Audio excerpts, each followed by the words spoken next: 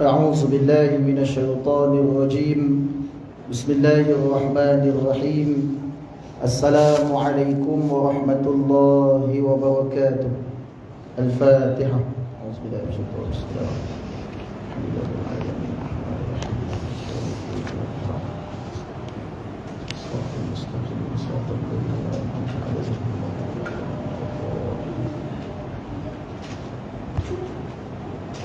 الحمد لله رب العالمين، والصلاة والسلام على أشرف الأنبياء والمرسلين سيدنا محمد وعلى آله وصحبه أجمعين. وقال رب اشرح لي صدري ويسر لي أمري واحلل عقدة من لساني يفقهوا قولي. رضيت بالله ربا وبالإسلام دينا وبمحمد نبيا ورسولا. اللهم أنت ربي لا إله إلا أنت، خلقتني وأنا عبدك وأنا على عهدك ووعدك ما استطعت، أعوذ بك من شر ما صنعت، أبوء لك بنعمتك وعلي وأبوء بذنبي فاغفر لي فإنه لا يغفر الذنوب إلا أنت. الحمد لله. Amma ba'd. Alhamdulillah, pertama-tama dan selama-lamanya kita panjatkan syukur Allah Subhanahu wa taala, selawat dan salam ke atas junjungan besar Nabi Muhammad sallallahu alaihi wasallam. Mari sama-sama kita berselawat ke atas Nabi sallallahu alaihi wasallam. Allahumma salli ala sayyidina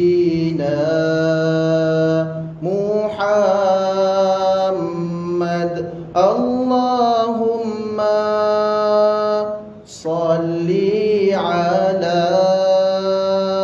sayyidina Muhammad. Allahumma salli ala sayyidina Muhammad wa ala alihi wa sahbihi wa barik wa sallim. Alhamdulillah, kita berselawat ke atas Nabi sallallahu alaihi wasallam, kepada keluarga baginda, kepada para sahabat, kepada tabi'in dan seterusnya kepada mereka yang istiqamah mengikut jejak langkahnya sampai bila-bila. Yang dihormati pengerusi Masjid Saidina Osman bin Affan, Felda Gunung Saud 3, Encik Idris bin Abdullah dan seterusnya, ayatan kuasa masjid, pegawai masjid, tuan-tuan imam, tuan-tuan bilal, para alim ulama dan seterusnya, sidang hadirin muslimin dan muslimat dan dirahmati sekalian.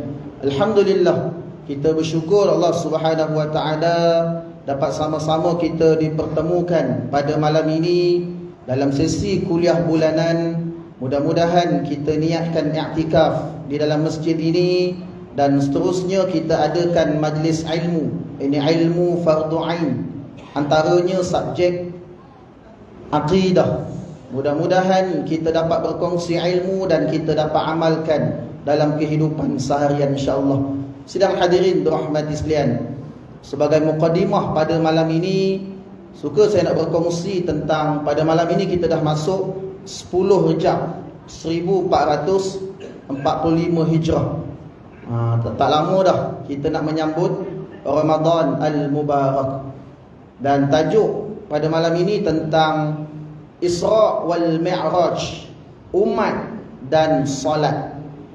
Pada 27 Rejab setiap tahun kita akan menyambut peristiwa yang besar dalam dan sangat penting dalam Islam, iaitu Isra wal Mi'raj. Antara mukjizat Nabi sallallahu alaihi wasallam iaitu peristiwa Isra wal Mi'raj. Perkara yang luar biasa yang berlaku ke atas Nabi sallallahu alaihi wasallam. Baginda diperjalankan daripada Masjidil Haram Mekah ke Masjidil Aqsa Palestin.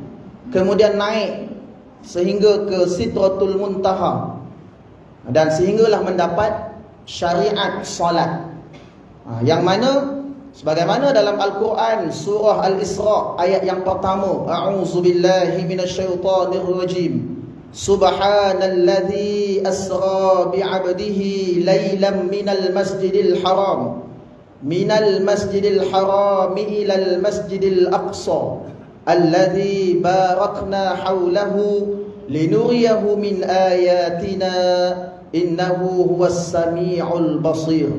Maksudnya, Maha suci Allah yang telah memperjalankan hamba-Nya pada suatu malam dari Masjidil Haram di Mekah ke Masjidil Aqsa di Palestin, yang telah kami berkati sekelilingnya agar kami perlihatkan kepadanya sebahagian dari tanda-tanda kebesaran kami. Sesungguhnya Dia adalah Maha mendengar lagi Maha melihat. Surah Al-Isra ayat yang pertama. Antara perkara yang utama dalam peristiwa Isra wal Mi'raj ialah pensyariatan ibadah solat. Pernahkah kita bertanya kenapa Allah Subhanahu wa taala berikan 50 waktu solat pada awalnya? Pernah tak tanya tuan-tuan? Kenapa Allah bagi 50 waktu solat pada awalnya? Kenapa tak Allah bagi je 5 waktu solat? Kenapa? Antaranya, para ulama mengatakan antara hikmahnya disyariatkan 50 waktu solat adalah kerana Allah Subhanahu wa taala ingin bertemu dengan hamba-Nya 50 kali sehari semalam. Ketika mana kita menunaikan ibadah solat, kita beribadah kepada Allah Subhanahu wa taala, kita bertemu dengan Allah ketika mana kita solat. Allah Subhanahu wa taala ingin bertemu dengan hamba 50 kali sehari semalam. Allah nak jumpa kita 50 kali sehari semalam. Dan cuba kita sebab itulah kalau kita ada sehari 25 jam, kita bahagikan 50 waktu bahagi 25 jam, maka setiap setengah jam kita wajib solat. Setengah jam wajib solat. Maka tak ada dah kerja lain kita tak boleh nak buat. Kita hanya bersiap untuk solat. Kemudian maka itu lebih baik bagi kita berdasarkan hadis Rasulullah sallallahu alaihi wasallam daripada Anas bin Malik radhiyallahu an, bermaksud Allah Subhanahu wa taala berfirman kepada Rasulullah sallallahu alaihi wasallam, sesungguhnya salat itu 5 kali sehari semalam. Bagi tiap-tiap 1 kali solat sama nilai dengan 10 solat, maka jumlah nilainya 50 juga. Dan sesiapa yang berniat hendak berbuat kebajikan tetapi tidak dilaksanakan, ditulis baginya 1 kebajikan. Apabila dilaksanakan, ditulis baginya 10 kebajikan. Digandakan 10 kali ganda. Dan sesiapa yang berniat hendak berbuat kejahatan tetapi tidak dilaksanakan, tidak akan ditulis apa-apa baginya. Tetapi jika dilaksanakan kejahatan, maka ditulis baginya 1 kejahatan. Sidang hadirin rahmati sekalian, ada satu kisah seorang ulama yang bernama Ibnu Al-Munqadir. Suatu hari Ibnu Al-Munqadir bermusafir satu kumpulan dengan sahabat-sahabatnya. Dan ketika dalam perjalanan yang jauh, mereka singgah di sebuah masjid untuk berehat-rehat. Dan ada yang sampai tertidur disebabkan kepenatan berjalan bermusafir. Ibnu Al-Munqadir mengambil wudu. dan mendirikan solat. Selepas itu ada sahabat yang bertanya, kenapa Ibnu Al-Munqadir solat sedangkan kita semua kepenatan dalam perjalanan? Ibnu Al-Munqadir menjawab, jika aku diberikan pilihan antara nikmat yang paling besar di dunia ini adalah nikmat dapat mendirikan solat, beribadah dan bertemu dengan Allah Subhanahu wa ta'ala. Ada orang dalam kepenatan sehingga meninggalkan solat. Itu sangat merugikan.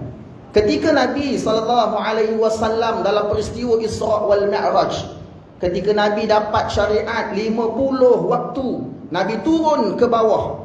Baginda bertemu dengan Nabi Musa alaihissalam. Nabi Musa alaihissalam bertanya kepada Nabi SAW, apa yang Nabi SAW dapat ketika bertemu dengan Allah Subhanahu wa ta'ala. Nabi SAW menjawab, Allah Subhanahu wa ta'ala memberi syariat 50 waktu solat. Nabi Musa alaihissalam, baginda mempunyai umat yang ramai sama macam umat Nabi SAW. Maka Nabi Musa alaihissalam memberi nasihat kepada Nabi SAW supaya kembali bertemu dengan Allah Subhanahu wa ta'ala untuk minta kurangkan waktu solat. Nabi Musa alaihissalam berpengalaman dengan umatnya, jika diberikan solat 50 waktu, pasti umat tidak mampu untuk tunaikan. Bayangkan setengah jam solat, setengah jam solat. Kemudian Nabi SAW pun turun naik sehinggalah 9 kali dan mendapat pengurangan hanya tinggal 5 waktu solat sahaja. Nabi SAW pun terus turun ke bawah dan tidak lagi mahu berjumpa Nabi Musa alaihissalam, kerana Nabi SAW berasa malu jumpa Allah untuk minta kurangkan lagi waktu solat. Maka tunaikanlah solat 5 waktu solat sehari semalam yang diperintahkan dengan bersungguh-sungguh dan berilmu tentang solat, sebagaimana pahalanya sama seperti menunaikan 50 waktu solat. Sidang hadirin dirahmati sekalian. Kemudian yang kedua, amalan yang pertama yang dihisab ketika mana di akhirat adalah salat. Daripada Abu Hurairah radhiyallahu an bersabda, Rasulullah sallallahu alaihi wasallam bersabda, kita adalah umat yang terakhir di dunia, tetapi yang pertama dihisab di akhirat. Hadis riwayat Imam Al-Bukhari. Apakah amalan pertama yang akan dihisab? Salat adalah amalan pertama yang akan dinilai oleh Allah Subhanahu wa ta'ala, kerana salat merupakan penentu kepada diterima untuk amalan-amalan yang lain. Jika salatnya tidak sempurna, akan ditanya salat sunat. Jika solat sunatnya tidak sempurna juga, maka semua amalan lain tertolak. Walaupun seseorang itu berpuasa, berzakat, berhaji, tetapi semua tidak akan diterima jika solat tidak diterima, kerana syarat diterima amalan soleh yang lain adalah berdasarkan solat. Disyaratkan kalau solat diterima, barulah amalan-amalan yang lain diterima oleh Allah Azza wa Jalla. Sebagaimana hadis daripada Abu Hurairah radhiyallahu an, Rasulullah sallallahu alaihi wasallam bersabda, maksudnya sesungguhnya amal pertama dihisab pada seorang hamba pada hari kiamat adalah solatnya. Maka jika solatnya baik, sungguh dia orang yang beruntung dan berhasil. Dan jika solatnya rosak, sungguh dia telah gagal dan rugi. Hadis riwayat Imam At-Tirmizi nombor 413, hadis hasan. Sidang hadirin dirahmati sekalian, bersempena dengan kita menyambut bulan Rejab, ini sempena Isra wal Mi'raj, mudah-mudahan kita sama-sama laksanakan kempen solat, kempen belajar tentang solat. Antaranya sidang hadirin rahmati sekalian, saya ada bawa buku formula solat sempurna edisi express. Yang ini yang ringkas. Yang apa? Yang rujukannya yang tebal sedikit. Yang ini yang ringkas. Kita boleh belajar, tuan-tuan boleh dapatkan di luar sana. Ada sikit saya bawa. Apa yang penting di dalam ini? Antaranya kita menghayati hadis Nabi sallallahu alaihi wasallam, sallu kama raaitumuni usalli. Salatlah kamu sebagaimana melihat, yakni mempunyai ilmu tentang perihal aku salat. Ini Nabi sallallahu alaihi wasallam salat. Hadis riwayat Imam Al-Bukhari. Sambil kita mengutamakan penafsiran mazhab Syafi'i terhadap dalil-dalil, sambil meninjau dan memanfaatkan ijtihad daripada mazhab-mazhab yang lain. Contoh tuan-tuan, dalam kita melaksanakan ibadah solat, kita kena tahu apa dalil wudu, apa dalil berdiri tegak, apa dalil takbiratul ihram, apa dalil kita rukuk, kita sujud dan sebagainya. Barulah dikatakan kita melaksanakan solat berdasarkan ilmu. Kemudian yang kedua, buku ini memotivasikan orang ramai agar mengamalkan sunat-sunat solat secara maksimum. Maksimum ni maksudnya apa amalan sunat dalam solat kita laksanakan semua maksimum, semaksimum yang mungkin. Dan ilmu di samping menunaikan rukun dan syarat solat secara terbaik menurut persepakatan ulama sambil mempelajari dalil-dalilnya. Kita tahu apa dalil dalam kita melaksanakan solat. Kemudian yang ketiga, satu usaha membawa orang ramai ke arah menghayati solat mereka dengan memuhasabah kefahaman bacaan. Cuba kita tanya tuan-tuan, bacaan dalam solat tu kita faham tak maksud bacaan? Sebab tu antara untuk kita mendapatkan khusyuk dalam solat, kita hayati bacaan dalam solat. Contoh, kita baca doa iftitah. Dalam doa iftitah kita mengakui, kita berikrar, inna salati, sesungguhnya salatku, wa nusuki wa mahyaya, ibadahku, hidupku, wa mamati lillahi rabbil alamin. Hidupku, ibadahku, hidupku, matiku lillahi rabbil alamin, kerana Allah Ta'ala. Setiap kali kita baca doa iftitah, kita berikrar kepada Allah, ikrar yang dibacakan tadi.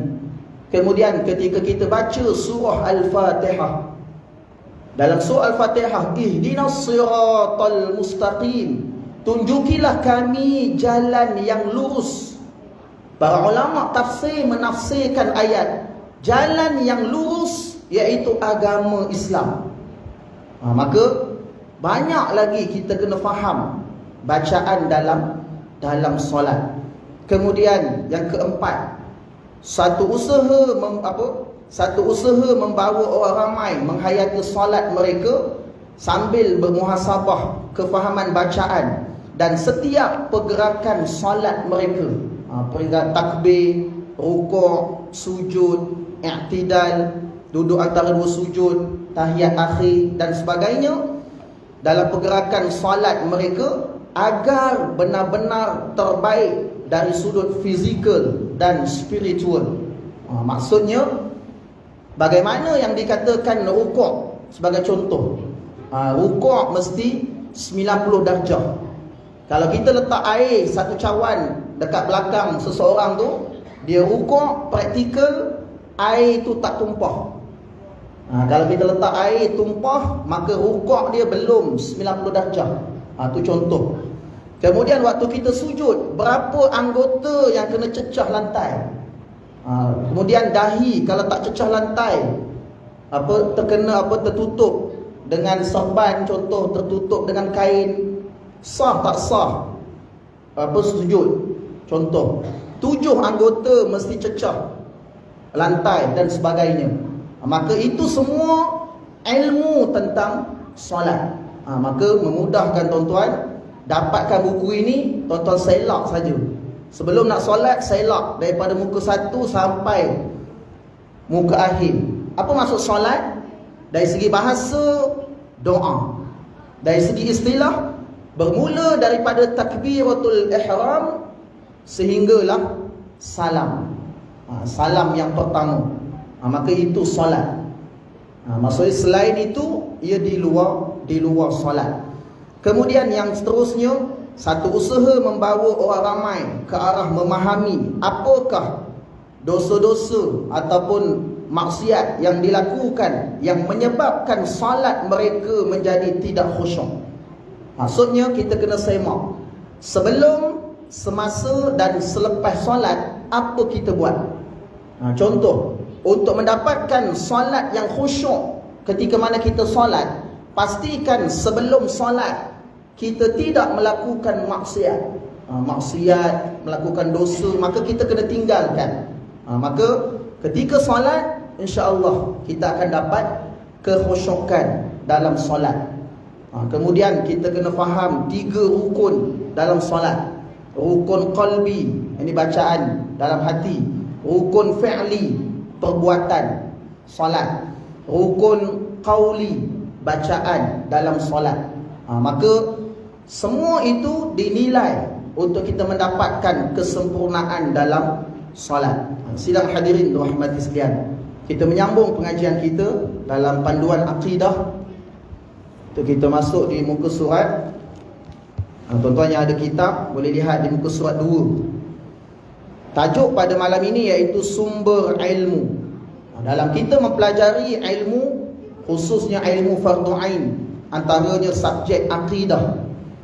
Sumber ilmu iaitu ilmu usuluddin, merupakan ilmu yang diperolehi daripada sumber dan hukum daripada sumber di bawah, dan hukum mempelajarinya adalah wajib fardu ain kepada setiap individu muslim yang mukallaf, yang baligh, yang berakal.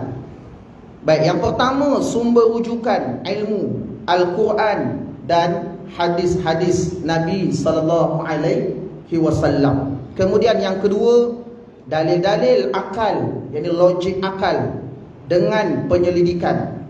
Kemudian beberapa contoh daripada Al-Quran, antara dalil tentang akidah.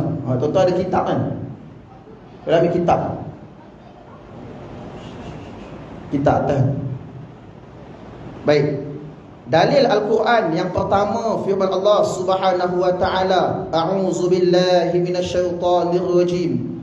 Ya ayyuhalladzina aminu billahi wa rasulihi wal kitabil ladzi nazzala ala rasulihi wal kitabil ladzi anzala min qabl wa may yakfur billahi wa malaikatihi wa kutubihi wa rusulihi wal yaumil akhir faqad dhalla dhalalan ba'ida. Maksudnya, wahai orang-orang yang beriman, tetapkanlah iman kamu kepada Allah dan Rasulnya dan kepada kitab Al-Quran yang telah diturunkan kepada Rasulnya, yakni Muhammad sallallahu alaihi wasallam, dan juga kepada kitab-kitab suci yang telah diturunkan dahulu daripada itu. Dan sesiapa yang kufur, engkar kepada Allah dan malaikat-malaikatnya dan kitab-kitabnya dan rasul-rasulnya dan juga hari akhirat, maka sesungguhnya ia telah sesat dengan kesesatan sejauh-jauhnya. Surah An-Nisa ayat yang 136. Kemudian firman Allah Subhanahu wa ta'ala. Yang ada kitab boleh lihat muka surat 3. A'udzu billahi minasyaitonir rajim. Wa ilahukum ilahu wahid. La ilaha illa huwar rahmanur rahim. Ayat ini selalu kita baca sebelum kita baca ayat kursi. Sebelum kita baca ayat kursi, kita akan baca ayat ini. Apa maksudnya? Dan Tuhan kamu ialah Tuhan yang Maha Esa. Tiada Tuhan yang berhak disembah selain daripada Allah yang Maha Pemurah lagi Maha Mengasihani. Surah Al-Baqarah ayat 163. Kemudian firman Allah Subhanahu wa ta'ala, surah Al-Ikhlas, surah yang selalu kita baca. Cumanya sidang hadirin, surah Al-Ikhlas inilah menjadi dalil yang paling kuat di zaman Rasulullah sallallahu alaihi wasallam menceritakan tentang akidah umat Islam. Selalu kita baca surah Al-Ikhlas, cumanya kita fahamkan maksud ayat surah Al-Ikhlas. A'udzu billahi minasyaitonir rajim. Bismillahirrahmanirrahim. Qul huwallahu ahad. Katakanlah wahai Muhammad, Tuhanku ialah Allah yang Maha Esa. Allahus Samad. Allah yang menjadi tumpuan sekalian makhluk untuk memohon sebarang hajat. Lam yalid wa lam yulad. Ia tiada beranak dan ia pula tidak diperanakkan. Wa lam yakul lahu kufuwan ahad. Dan tidak ada sesiapa pun yang setara dengannya. Sidang hadirin dirahmati sekalian, ketika mana kalau kita ditanya tentang akidah, maka surah Al-Ikhlas antara jawapan yang boleh kita berikan. Sebagai contoh, ayat yang pertama menerangkan tentang Allah yang Maha Esa. Kemudian ayat yang kedua menjelaskan tentang Allah yang menjadi tumpuan sekalian makhluk untuk memohon sebarang hajat. Hanya kepada Allah kita memohon pertolongan. Hanya kepada Allah kita berdoa. Hanya kepada Allah cukup untuk kita bergantung harap. Kemudian ayat yang ketiga menggambarkan tentang ia tiada beranak dan ia pula tidak diperanakkan. Maka dapat menjawab agama Kristian mengatakan Nabi Isa anak Tuhan. Maka dapat mematahkan hujah. Agama Kristian mereka kata Nabi Isa anak Tuhan. Maka ayat ini menggambarkan Allah tidak beranak dan tidak diperanakkan. Kemudian ayat yang keempat, tidak ada sesiapa pun yang setara dengannya. Maka tak ada sesiapa pun boleh dibandingkan, setara dibandingkan dengan Allah Azza wa Jalla. Selain Allah Azza wa Jalla itu dipanggil makhluk. Manusia makhluk, malaikat makhluk, tumbuh-tumbuhan makhluk, haiwan makhluk. Selain Allah Azza wa Jalla itu dipanggil makhluk. Sidang hadirin dirahmati sekalian.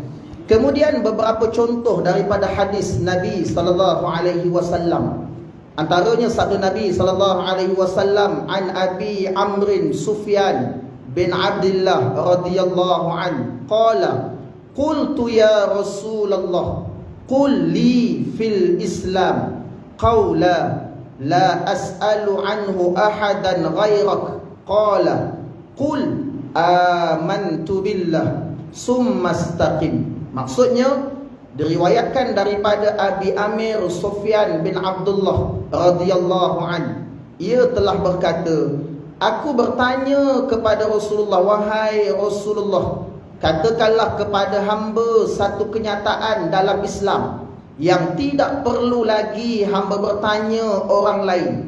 Jawab baginda, katakanlah aku beriman dengan Allah, kemudian hendaklah engkau tetap di atas keadaan demikian. Hadis riwayat Imam Muslim, Imam At-Tirmizi dan Imam An-Nasa'i. Kemudian sabda Nabi sallallahu alaihi wasallam, ad-dinu huwal aql wa la dina liman la iqalah. Maksudnya agama itu ialah akal sesuai dengan pemikiran, dan tiada kesempurnaan agama bagi orang yang tidak berakal. Hadis riwayat Imam Al-Baihaqi. Kemudian sabda Nabi sallallahu alaihi wasallam, tafakkaru fi khalqillah wa la tafakkaru fillah fa innakum lam taqdiru qadrah. Maksudnya, berfikirlah kamu semua perihal makhluk Allah, ini semua ciptaan Allah Subhanahu wa ta'ala, dan janganlah kamu sekalian berfikir mengenai zat Allah, sebab kamu tidak sekali-kali akan dapat mencapai keadaan hakikatnya. Hadis riwayat Abu Naim. Sidang hadirin dirahmati sekalian, sekadar itu perkongsian kita pada malam ini. Mudah-mudahan bermanfaat, dan kita ada sikit lagi masa. Kita nak sambung sedikit tentang buku syurga yang dirindui, bicara Nabi dari hal syurga. Sidang hadirin dirahmati sekalian, pada malam ini kita nak cerita kisah apa tuan-tuan? Bidadari syurga belum lagi kita sentuh. Pada malam ini insya-Allah kita nak kongsi satu kisah yang lebih hebat daripada bidadari dalam syurga. Ni tuan-tuan, ada lagi hebat, nikmat dalam syurga mengatasi bidadari dalam syurga. Tuan-tuan boleh dapatkan buku ini, ada lagi kat luar. Yang ada buku boleh tengok dalam ni muka surat, tajuk 32, bab 32. Tajuk pada malam ini iaitu syurga yang bagaikan bintang di langit. Sidang hadirin dirahmati sekalian, nanti balik nanti tuan-tuan dongak kepala ke langit, cuba tengok dekat langit, banyak tak bintang di langit? Banyak tak tuan-tuan? Banyak bintang di langit. Tajuk kita, syurga yang bagaikan bintang-bintang di langit. Maksudnya apa? Kita dongak kepala ke atas dan kita mendapati begitu banyak bintang-bintang di langit. Namun kita hanya melihat bintang itu kecil sahaja, walaupun hakikatnya teramat besar bintang itu. Malah matahari yang kita lihat waktu siang merupakan bintang yang teramat kecil. Maksudnya apa tuan-tuan? Kita ingatkan matahari waktu siang kita tengok tu, ingatkan dah besar dah matahari tu, bintang waktu siang. Rupanya matahari waktu siang itu bintang yang teramat kecil berbanding bintang waktu malam. Hakikatnya tuan-tuan. Dan begitulah keadaannya apabila kita melihat syurga-syurga yang terlalu jauh darjat, terlalu jauh kedudukan dalam syurga. Cuba bayang tuan-tuan, para sahabat menyangka tempat setinggi itu diperuntukkan khas untuk para nabi dan rasul alaihi wassalatu wassalam. Cuba bayang tuan-tuan, dalam syurga nanti kita akan tengok darjat-darjat, tingkatan-tingkatan syurga yang berada di atas sana. Kita ingatkan khas untuk para nabi dan rasul kedudukan itu. Ia merupakan syurga-syurga yang disediakan untuk orang yang benar-benar beramal soleh dan meninggalkan segala bentuk tegahan Allah Ta'ala. Maksudnya apa? Boleh tak orang yang beramal soleh, orang beriman, naik ke kedudukan sama darjat syurga para nabi dan rasul dalam syurga? Boleh tak tuan-tuan? Ulama membincangkan isu ini. Boleh ke tak boleh orang beriman, orang beramal soleh dekat dunia, dia nak duduk dalam syurga kedudukan sama taraf dengan para nabi dan rasul alaihimussalatu wassalam. Para nabi semestinya akan berada pada kedudukan yang jauh lebih tinggi, lebih hebat darjat mereka, sesuai dengan tahap keimanan dan perjuangan mereka selama ini. Allah Subhanahu wa taala mengutuskan para nabi dan rasul. Apa tugas para nabi dan rasul di dunia? Berapa orang nabi, berapa orang rasul? 214,000 nabi, 313 rasul. 25 rasul wajib diimani, wajib diketahui.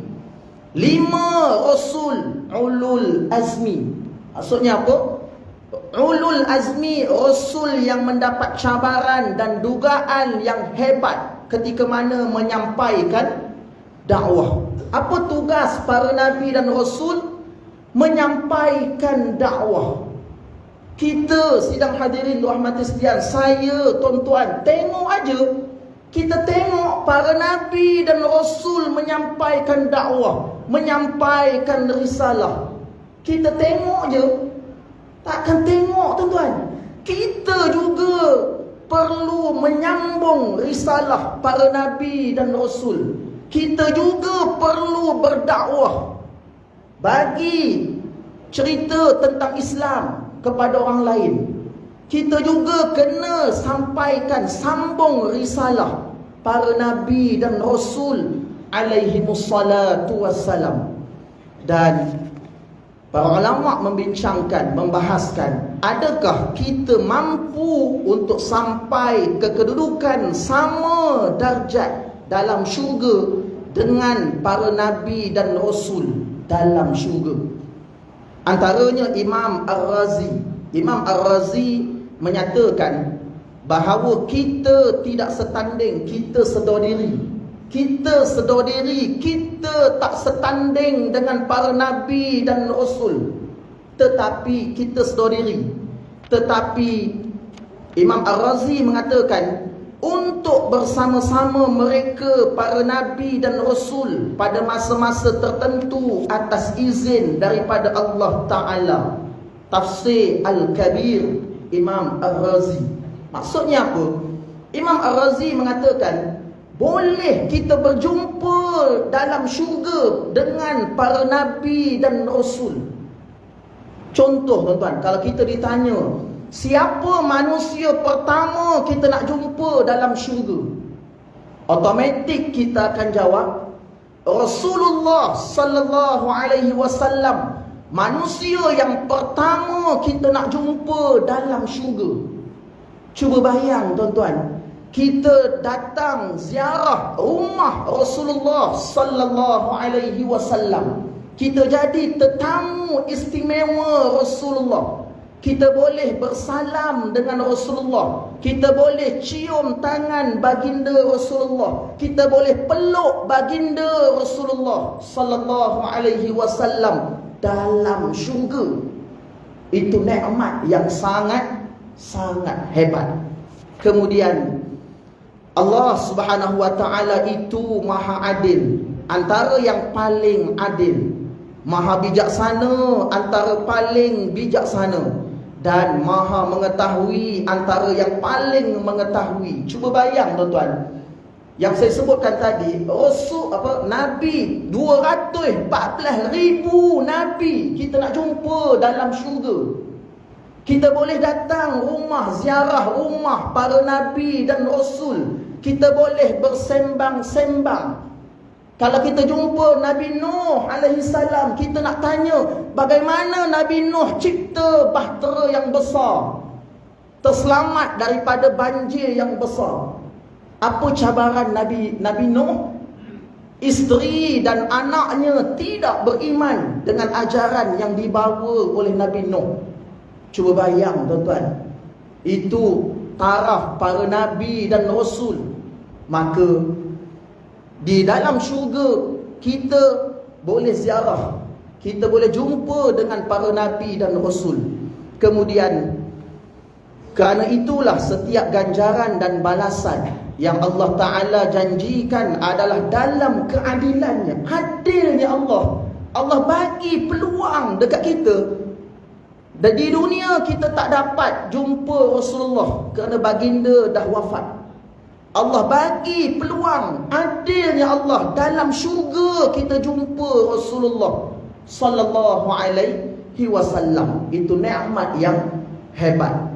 Kemudian kerana itulah mereka yang bertakwa dan mengikut jalan para nabi dan rasul, khususnya Nabi sallallahu alaihi wasallam serta para syuhada, akan berpeluang meraih nikmat bertemu dengan mereka. Cuba bayang tuan-tuan, kita jumpa dengan penghuni syurga, diberikan kemuliaan untuk bersama-sama dengan para nabi dan rasul, berjumpa dengan umat-umat terdahulu, berjumpa dengan sahabat-sahabat Rasulullah sallallahu alaihi wasallam, berjumpa dengan para syuhada. Cuba bayangkan, kita jumpa dengan syuhada yang mempertahankan bumi Palestin.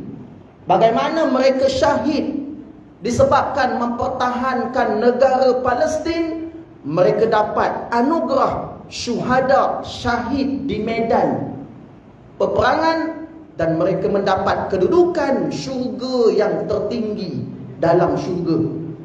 Kita juga diberikan peluang bertemu dengan ulama besar seperti Imam Asy-Syafi'i rahimahullahu ta'ala. Kita jumpa dalam syurga Muhammad Idris Asy-Syafi'i dalam syurga.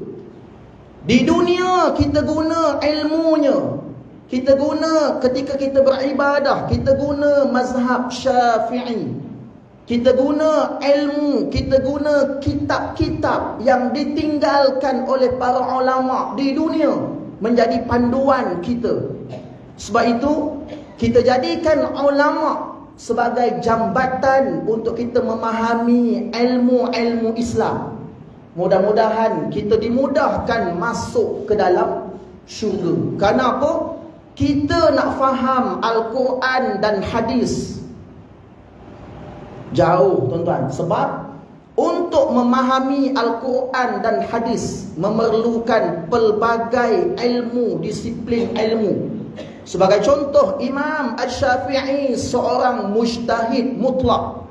Mujtahid mutlak, ia menguasai bahasa Arab, ia menguasai usul fiqh, ia menguasai balaghah, dia menguasai semua ilmu-ilmu alat untuk memahami Al-Quran dan hadis Nabi sallallahu alaihi wasallam.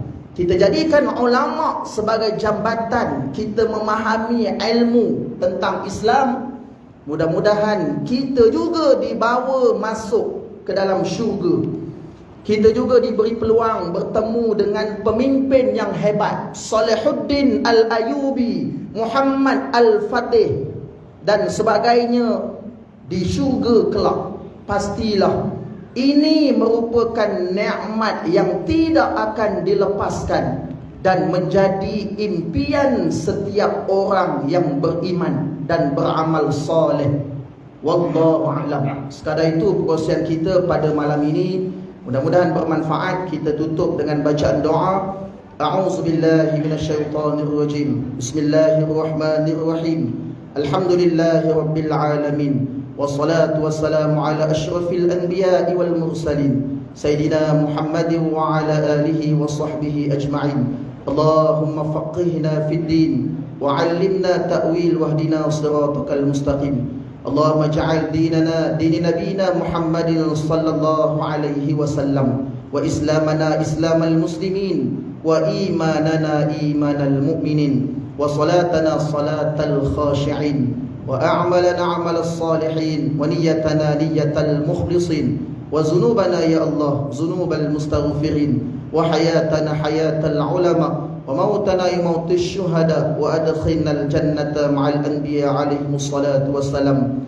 Ya Allah, Ya Rahman, Ya Rahim, permudahkanlah urusan kami untuk mendapatkan syafaat Rasulullah sallallahu alaihi wasallam di 5 tempat. Tempat yang pertama ketika mana di padang mahsyar, tempat yang kedua ketika mana di timbangan mizan, tempat yang ketiga ketika mana di telaga Haud, telaga Rasulullah sallallahu alaihi wasallam, tempat yang keempat ketika mana di titian sirat, dan tempat yang kelima ketika mana di dalam syurga-Mu. Mudah-mudahan kami dapat masuk ke syurga-Mu bersama-sama dengan Rasulullah sallallahu alaihi wasallam. Kami berusia 33 tahun dalam syurga. Kami dapat bertemu dengan para nabi dan rasul alaihi wassalatu wassalam di dalam syurga-Mu. Raditu billahi rabba wa bil islami dina wa bi Muhammadin nabiyyan wa rasula. Ya ayyatuhan nafsul mutmainnah, irji'i ila rabbiki radiyatan mardiyah, fadkhuli fi ibadi wadkhuli jannati. Rabbana atina fid dunya hasanah wa fil akhirati hasanah wa qina adzaban nar. Wa sallallahu ala sayyidina Muhammadin wa ala alihi wa sahbihi ajma'in. Walhamdulillahi rabbil alamin. Kita tutup dengan tasbih kafarah dan surah Al-Asr. Subhanakallah wa bihamdik, asyhadu an la ilaha illa anta, astaghfiruka wa atubu ilaik. Bismillahirrahmanirrahim. Wal 'asr innal insana lafi khusr illa alladhina amanu wa 'amilus solihat wa tawasaw bil haqq wa tawasaw bis sabr. Shadaqallahul 'azim. Aqulu qawli hadha wa astaghfirullaha li wa lakum. Wassalamu alaikum warahmatullahi wabarakatuh.